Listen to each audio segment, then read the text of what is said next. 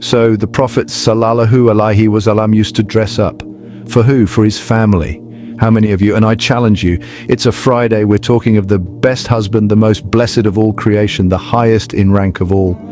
I tell you one thing, we need to follow him. Let's not just pay lip service to it. It's not just about lip service.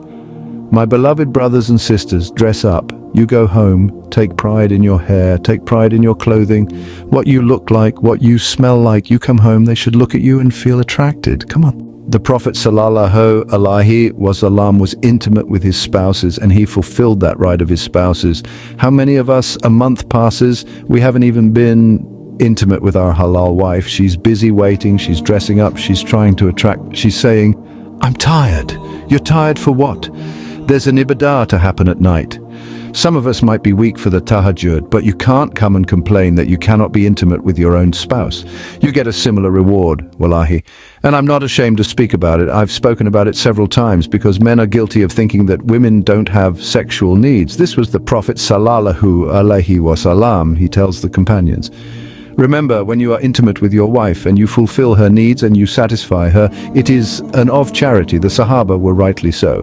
They asked a question, oh wow, is it really a charity? He says, well, if you put it in haram, would you get a sin? So they said, yes, we would get a sin. Well, if you put it in halal in a proper way and you're conscious of the fulfilling of the rights, you definitely get a reward. That's the messenger, that's the husband. So when you get home and you are intimate with your spouse, remember, even during the menstrual cycle, the Prophet PBUH used to do everything besides intercourse with his own spouse, subhanallah. And we cannot get into further details, but the Prophet sallallahu alaihi wasallam has explained this to a certain extent. We stop at that extent. He says everything besides the act itself, because you and I know that is prohibited during the menstrual cycle, but you can still do a lot.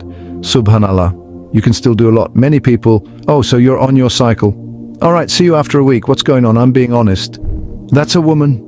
It's not her fault. It's from Allah subhanahu wa ta'ala. Treat them with respect. That is a husband. That is what the Prophet PBUH told us.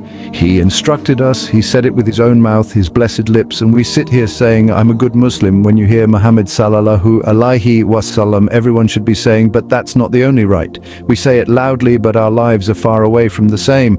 How? Do you think that's the only right that the Prophet sallallahu alaihi wasallam has?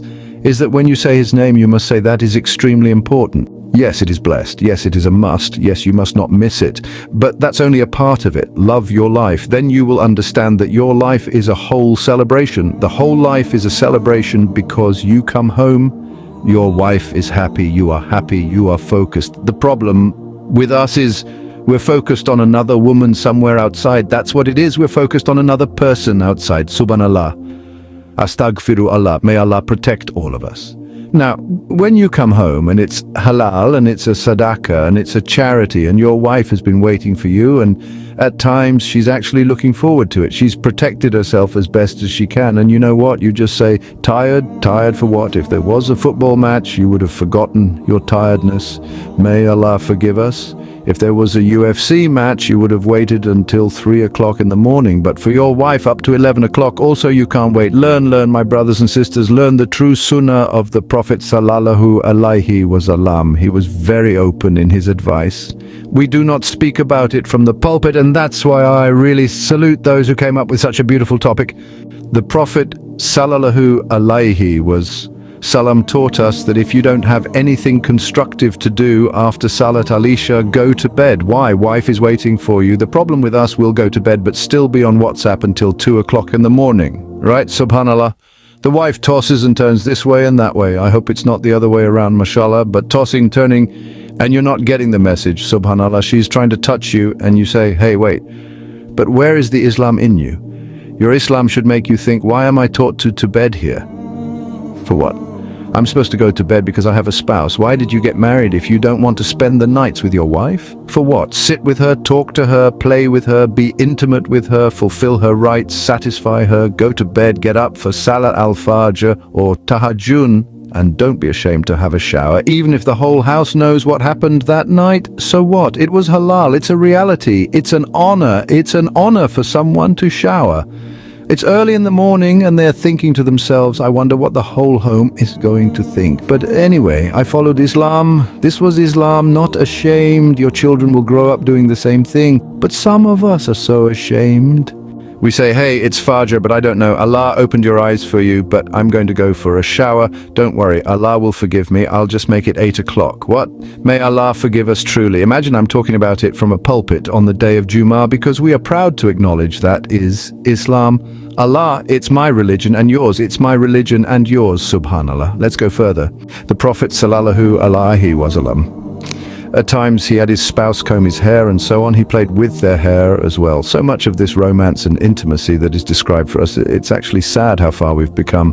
The only sunnah that the men actually talk about, or a lot of them talk about, is don't pretend like you don't know, guys. Subhanallah. Second wife, it's a sunnah. Wow. Second is a sunnah. What sunnah? Start off with these things. Correct, it is. I'm not denying it, but I'm saying you haven't even lived as a husband yet, and you want to start being a husband for more. You've messed up one's life. You're going to mess up all the others' lives.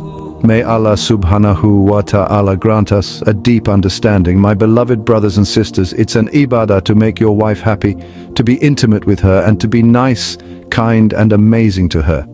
Because she's your wife, she's protecting you from all the haram outside, and she's also trying to do your house chores and trying to make you happy. To make her happy is an ibadah, and Allah subhanahu wa ta'ala showers mercy in the home when the family is happy.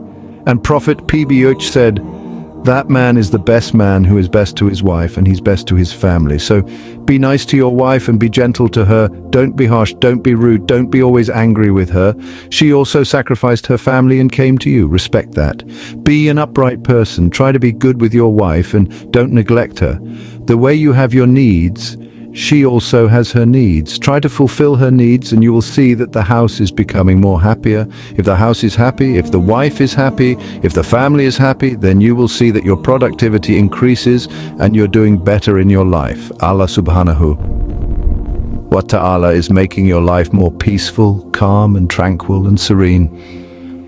May Allah give us the ability to be kind and nice and gentle to our wives, and may Allah forgive our shortcomings. May Allah grant us Janahat al-Fardaw, Salah Allah.